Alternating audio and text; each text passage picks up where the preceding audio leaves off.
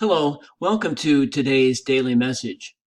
You'll notice that on the screen you can see the gospel reading for today rather than my face. The gospel reading is, of course, far superior to my face.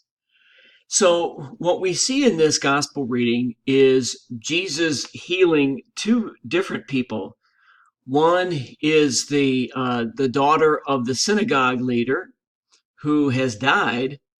The second one is the woman who has had a problem with hemorrhaging for 12 years. Now, the trouble with both of these people, both the daughter and the woman, is that they are impure.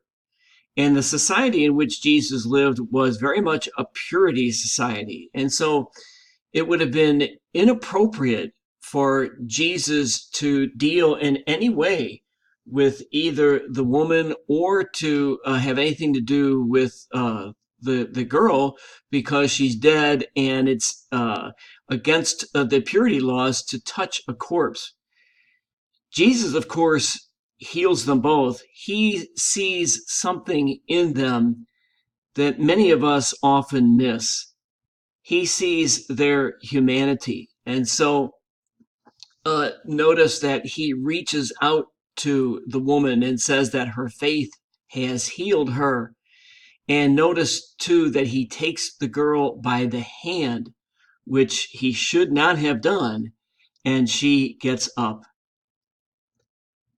This gospel is important for us because what Jesus does today is what each one of us is called to do. As Christians, each one of us is called to reach out to those who are considered to be impure, to be the outcasts of our society.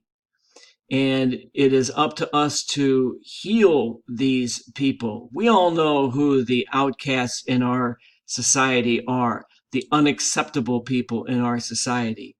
These are the people whom Jesus invites us and commands us to reach out to first with God's healing touch. Thank you for watching and listening today, and I hope you have a wonderful day.